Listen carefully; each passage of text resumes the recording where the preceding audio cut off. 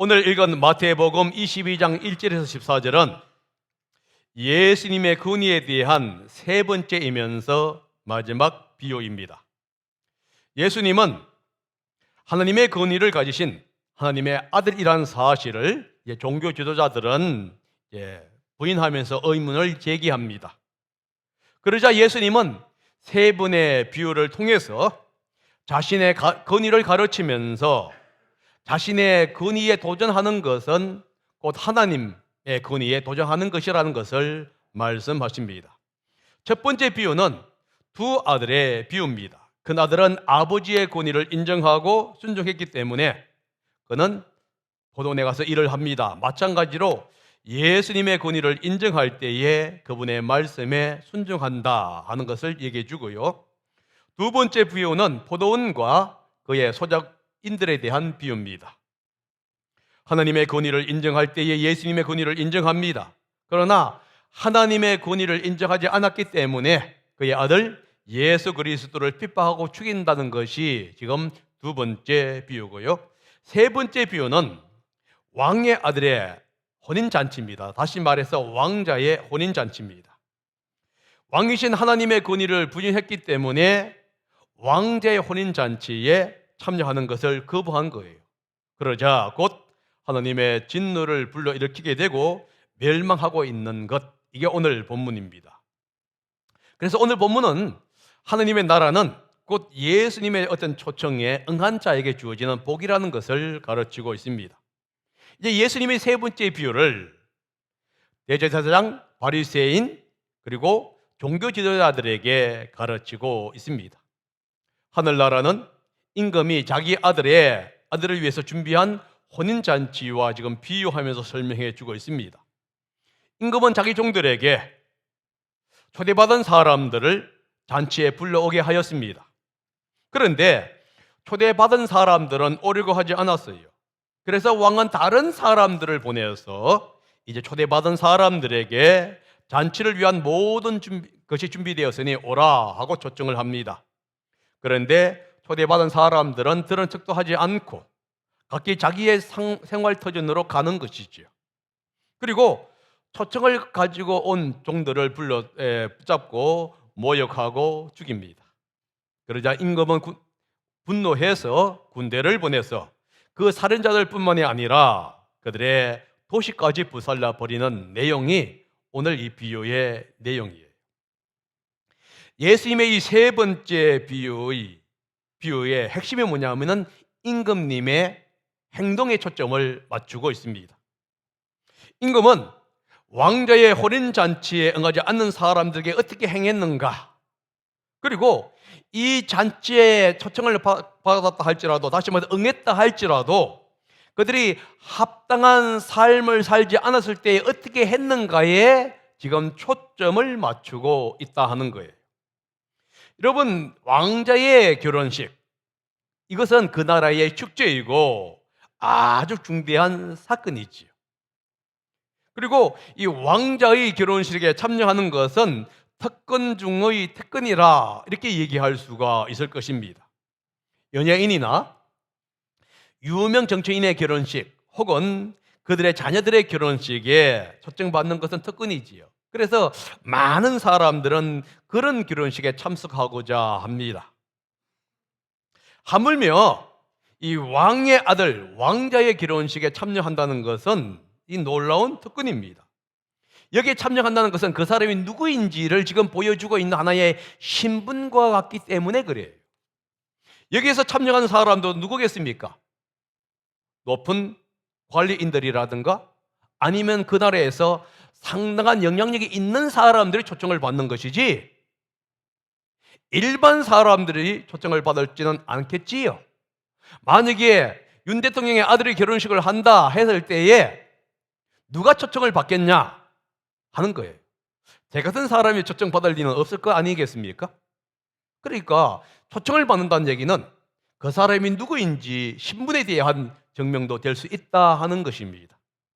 그런데 이 결혼식에 참여하지 않는다는 것은요, 왕을 모독하는 것이 될 뿐만 아니라 왕의 분노를 자극하는 일이 될 수가 있다 하는 것이에요. 고대 결혼식에는 이 왕을 비롯해서 높은 관직에 있는 사람의 자녀의 결혼식에는 두 번의 초청이 있었다고 그래요. 첫 번째 초청은 뭐냐 하면은 구체적인 날짜를 정하지 않고 결혼식에 참석할 것인지를 묻는 초청입니다.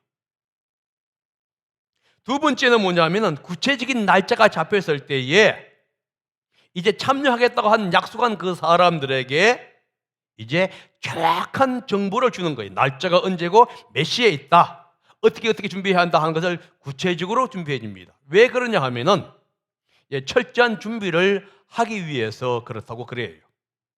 지금 왕이 종들을 보내서 이미 초대받은 사람들에게 구체적인 날짜를 알려주면서 초청을 하고 있습니다. 3절에 뭐라고 있냐면 분명하게 초대받은 사람들이라고 표현하고 있어요. 이것으로 보아서 이들은 이미 첫 번째 초청 때에 참석하겠다고 응답한 사람들입니다. 그렇다면요, 3절에 나온 초청은 이제 구체적인 일정이 잡히고 모든 준비가 다 갖춰졌을 때에 이제 참석하겠다고 한 첫 번째 초청에 응한 사람들에게 이제 공적으로 두 번째 다시 한번 초청을 하고 있는 장면이에요. 그런데 첫 번째 초청에 응하겠다고 한 그 사람들이 두 번째 구체적인 날짜가 정해지자 초청에 응하지를 않는 겁니다. 성경에 이렇게 얘기하죠. 오려고 하지 않았다, 이렇게 기록하고 있습니다. 오려고 하지 않았다, 이것이 미완료형으로 되어 있습니다. 이 말은 뭐냐면 반복적으로 거절했다, 이런 뜻이에요. 분명히 결혼식에 참여하겠다고 약속을 했습니다. 그래서 이 사람들을 생각하면서 구체적인 모든 일정과 모든 준비를 다 갖추었어요. 그리고 이제 다시 한 번 더 초청을 하자 계속적으로 거절한 겁니다. 여러분, 고대 세계는 주정 관계가 확립되어 있는 사회입니다. 왕자의 결혼식에 참석하는 것은 신하의 의무예요. 그래서 아마 이들은 이 왕자의 결혼식에 혼인잔치에 참여하겠다 하고 동의를 했을 거예요. 그런데 정확한 날짜가 정해지고 모든 준비가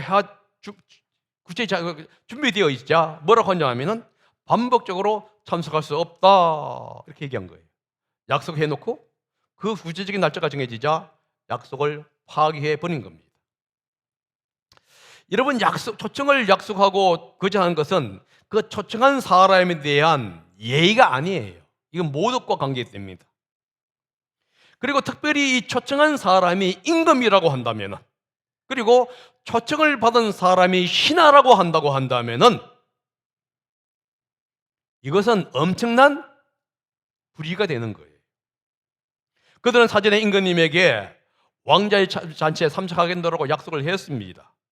그런데 결혼 준비가 다 끝나고 이제 구체적인 날짜까지 정해지고 시간까지 정해지니까 참석할 수 없다고 초청을 거절한 거예요. 신의를 버린 것이지요. 왕에 대한 충성을 의심할 수 있는 대목이다 하는 거예요. 초청을 받은 사람이 거절하자 왕은 다른 종들을 보내서 초대받은 사람들에게 다시 보냅니다. 그러면서 이렇게 얘기합니다. 음식이 다 준비되었습니다. 황소와 살찐 짐승을 잡아서 이미 먹을 준비가 다 되었다. 남은 것은 잔치에 참여하기만 하면 된다. 그러니까 와라. 성경에 이렇게 얘기하죠.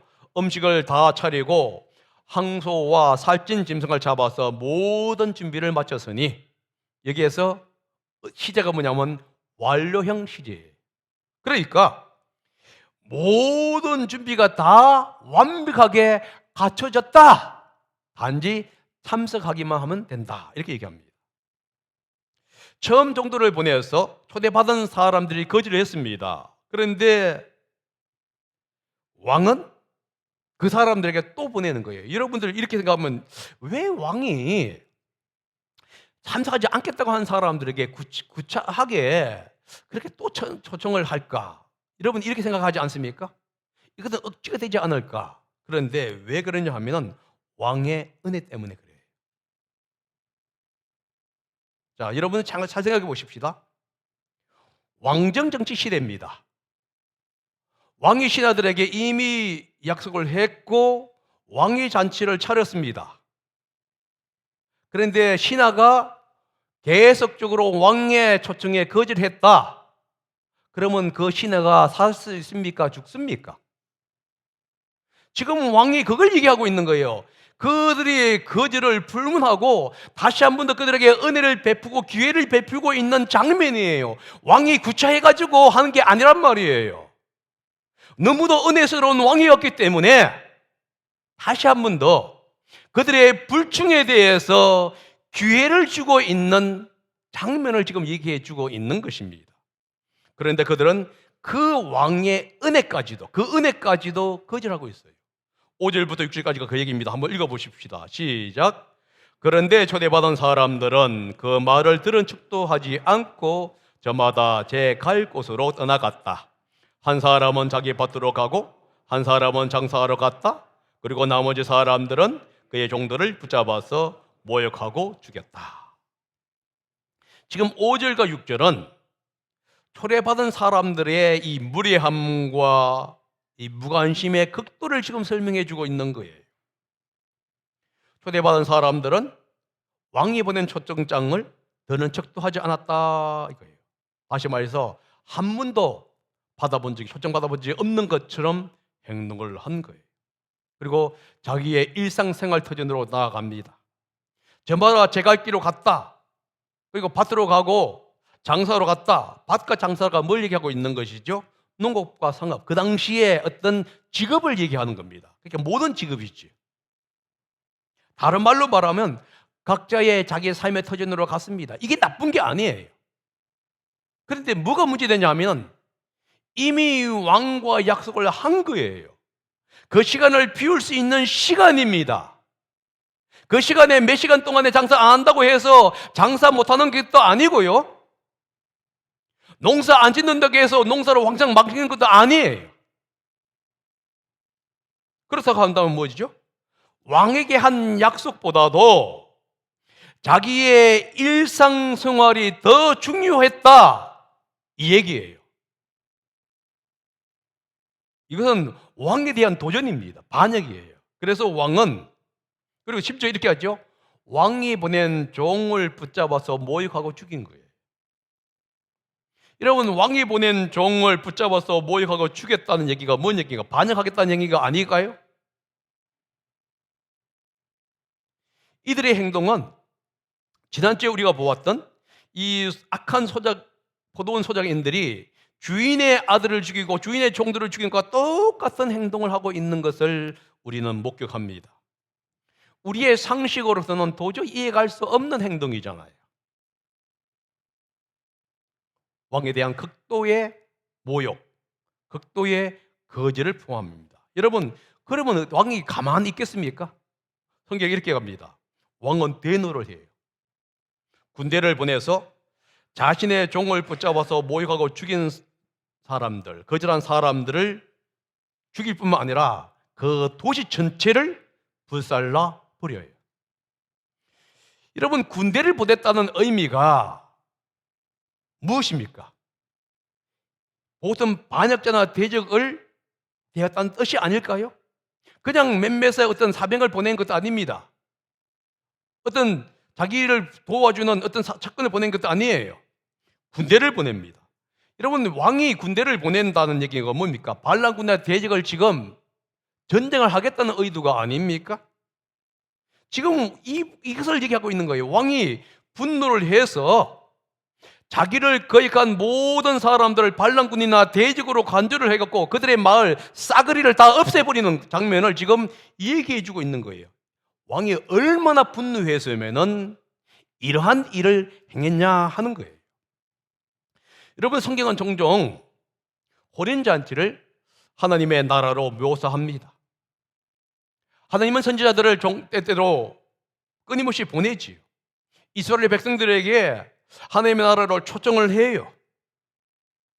그러나 그들은 하나님의 그 초청에 끊임없이 거부합니다. 하나님께서 보낸 선지자들을 모두 가고 죽이는 거예요.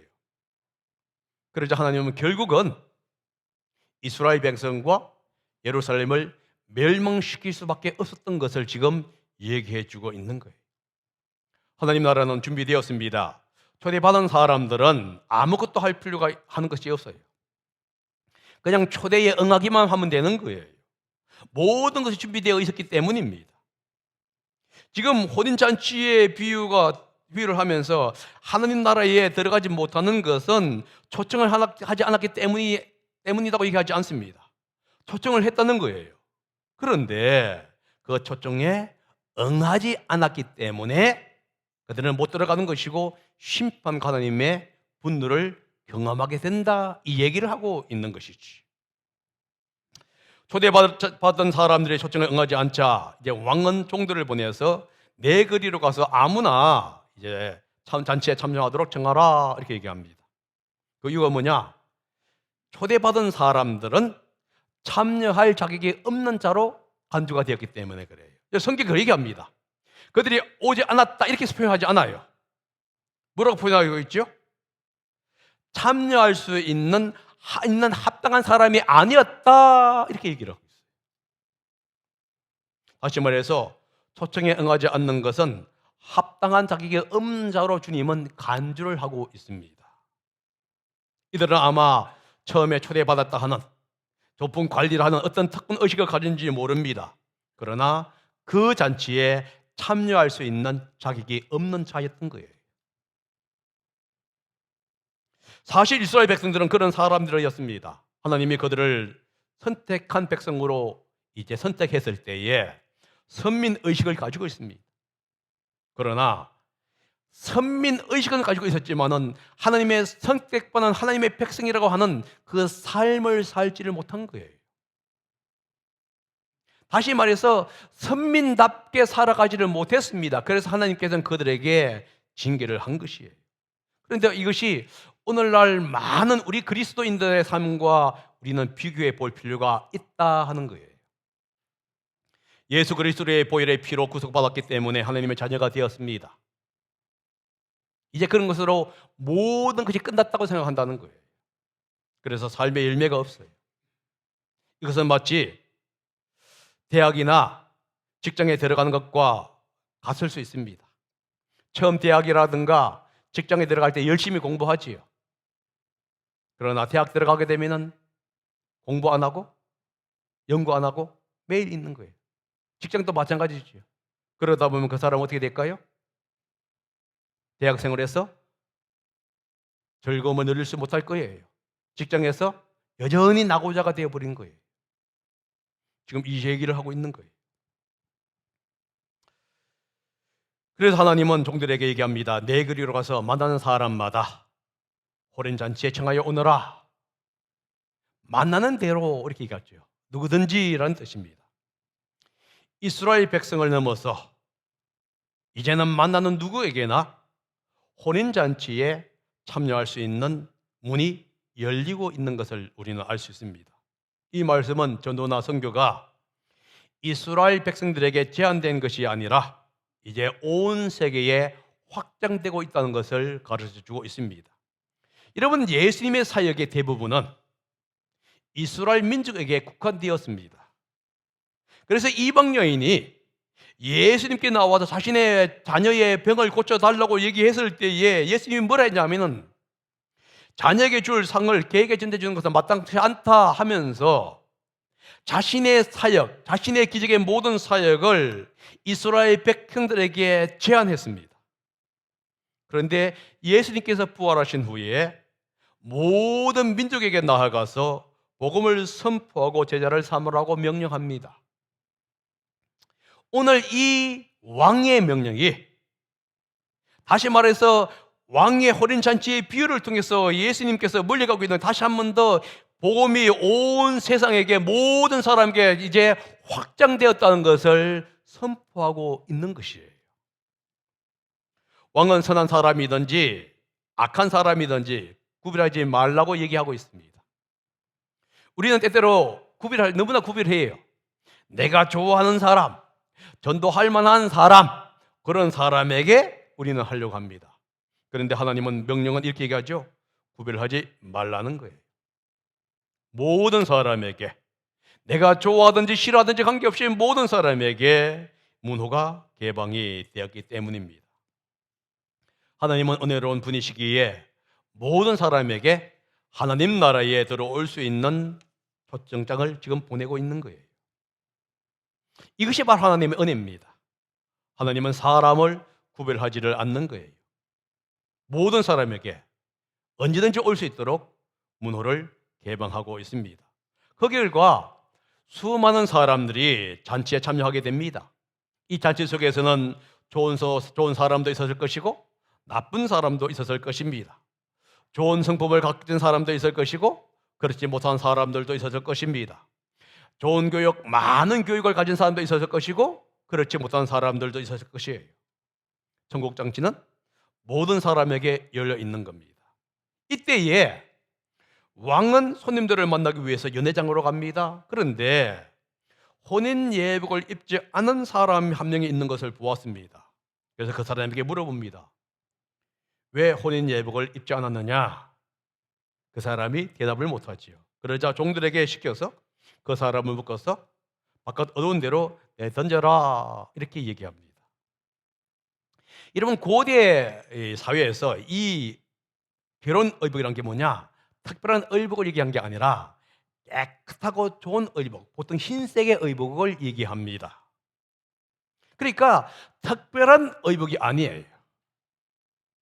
자기 집에서 누구나 가질 수 있는 깨끗한 옷을 얘기합니다. 초대받은 사람은 깨끗한 옷을 입고 잔치에 참여해야 할 의무가 있는 것이에요. 그런데 손님은 깨끗한 옷을 입지 않았고 더러운 옷을 입고 잔치에 참여한 겁니다. 이것은 초청한 주인에 대한 모독이에요. 여기에서 많은 사람들이 오해를 하고 있습니다. 이 깨끗한 의복, 이 결혼 예식을 회개나 칭의를 생각하고 있는 겁니다. 왜 이런 얘기가 나오냐 하면은 성 어거스틴이 이렇게 해석을 했습니다. 왕이 네그리에 가서 아무나 데리고 오라 했으니까 곧바로 데리고 왔을 것이다. 그래서 왕이 그들을 위해서 의복을 준비했다. 그런데 성경은 그렇게 얘기하지 않아요. 가서 오라고 한 건 틀림없지만은 곧바로 왔는지 시간을 두고 왔는지를 얘기하지는 않습니다. 그리고 역사적인 의리에서도 봤을 때 왕이 어떤 특별한 의복을 만들었다 하는 그런 기록이 없어요. 그렇다고 한다면은 이것은 어떤 뜻이냐 하면은 그런 초청장을 받고 그들이 자기 집에 가서 깨끗한 옷을 입고 왔을 거예요. 그런데 이 한 사람은 그렇게 하지를 않은 것이에요. 그래서 그는 어떻게 됐지요? 잔치장에서 쫓겨난 겁니다. 여러분, 여기서 우리가 생각해 볼 필요가 있습니다. 잔치에 참여를 했어요. 그러죠? 그런데 그 잔치를 누리지를 못한 것이에요. 이 주인이 잔치를 뵀을 때 처음부터 갔는지 아니면 중간에 갔는지 성경은 아무것도 기록하지 않습니다. 단지 이 왕이 갔을 때 보니까 깨끗한 옷을 입지 않고 더러운 옷을 입고 있는 것을 본 것이에요. 그래서 잔치자리에서 쫓아내라 이렇게 명령한 것이라는 사실을 기억하셔야 합니다. 무슨 뜻이지요? 우리의 삶이 합당하지 않을 때에 그 하나님의 잔치에 즐기고 누릴 수 없다는 것을 얘기해 주고 있는 거예요. 그런데 많은 사람들이 이 구절을 가지고 성 어거스틴의 해석 때문에 구원을 못 받았다 이렇게 해석하는 겁니다. 그러면 구원 못 받은 사람이 어떻게 잔치에 들어갈 수 있냐 이거예요. 어떻게 하나님 나라에 들어갈 수가 있냐 이거예요. 제가 봤을 때는 하나님 나라에 들어간 거예요. 그러나 하나님 나라에서의 그 즐거움과 기쁨을 만끽할 수가 없었던 거예요. 그러니까 맨 처음에 초청받고 초청을 거절한 사람들은 처음부터 하나님 나라에 들어가지 못했고, 이제 네그리가서 같은 사람들은 천국에 들어갔습니다. 그러나 합당한 삶을 사람들 깨끗한 삶을 사는 사람들은 그 천국의 잔치에 마음껏 누리면서 마음껏 즐겼던 거예요. 그러나 그러한 삶을 살지 못했던 사람들은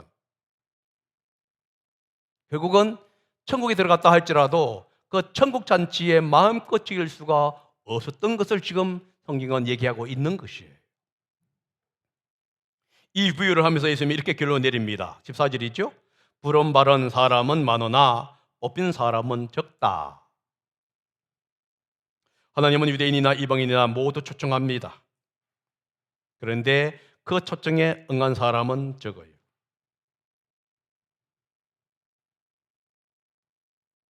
지금 이 얘기를 하고 있는 거예요. 초청을 받은 사람이 모두가 다 선택된 사람은 아니라는 거예요. 씨 뿌리는 비유에서도 이 얘기를 하고 있지요. 주인이 밭에 가서 씨를 뿌립니다. 그러나 좋은 밭에 좋은 열매를 얻는 것은 한정된 일부분의 사람에게만, 밭에만 주어지는 특권이에요. 여러분, 우리가 하나님의 부르심을 받았습니다. 그렇다고 우리가 한다면 우리는 합당한 삶을 살아야 한다는 것을 얘기해 주고 있는 것이지요. 부르심에 합당하게 응답했다고 한다면 이제는 우리는 깨끗한 옷을 입어야 하는 거예요. 우리의 죄를 회개하고 우리의 잘못을 회개하고 거기에 알맞는 삶을 살아갔을 때에 천국 잔치에서 우리는 주님과 함께 마음껏 그 잔치의 즐거움을 누릴 수 있는 겁니다. 오늘날도 마찬가지겠지요. 우리가 예수님과 함께 살아갈 때에 이 땅에서 우리는 주님이 주시는 평안함과 기쁨을 누릴 수가 있는 것이지요. 그러나 예수 믿었다 하면서 온갖 죄를 다 짓는다. 그러면 여러분들 정말로 주님 앞에서 우리가 참된 평안과 기쁨을 누릴 수 있냐 하는 거예요. 오늘 본문은 세 가지를 얘기합니다. 첫째가 뭐냐면은 천국 하늘 나라는 초청에 응한 자만이 들어갈 수 있다는 것이에요. 나의 행위가 아닙니다. 내가 얼마나 깨끗한 삶을 살았느냐 이게 아니에요. 초청에 응했느냐 이거예요. 성경은 이것을 가지고 뭐라고 하고 있느냐? 예수 그리스도를 마음의 주님으로 영접했느냐 이렇게 얘기합니다. 두 번째는 뭐죠? 이 천국 잔치에 들어간 사람들은 합당한 삶을 산 자만이 즐길 수 있고 누릴 수 있다 이 얘기를 하고 있습니다. 초청에 응하면 누구나 갈 수 있습니다. 그러나 누릴 수 있는 사람은 깨끗한 옷을 입은 자들이에요. 깨끗한 옷을 입지 않으면 하면은 참석했지는 모르지만은 결국은 쫓겨날 수밖에 없는 처지가 된다는 것을 얘기해 줍니다. 세 번째는 초대받은 사람은 많아요. 그러나 선택받은 사람은 일부분이다, 적다 하는 겁니다. 오늘날 복음이 선포됩니다. 모든 사람에게 주어지죠. 그러나 거기에 응답한 사람들은 일부분이지요. 그리고 응답한 사람들 중에서 삶의 깨끗함을 유지한 사람들도 일부분이라는 거예요. 대부분의 사람들은 예수 믿은 후에 내 마음대로 살아가겠노라 하고 살아갑니다. 지금 성경은 이 얘기하고 있는지도 몰라요. 여러분, 우리는 하나님의 백성답게 살아야 합니다. 먼저 하나님의 백성이 아니라고 한다면 예수님을 영접하고 하나님의 백성이 되어야만 하겠지요. 하나님의 백성이 되었다고 한다면요, 이게 합당한 삶을 살아가야 하는 거예요. 그래야만이 주님과 함께 누릴 수 있는 그 복이 영원히 계속될 수밖에 없다는 겁니다. 그런 예가 되고 성도님 되시기를 예수님의 이름으로 부탁드립니다. 기도하겠습니다.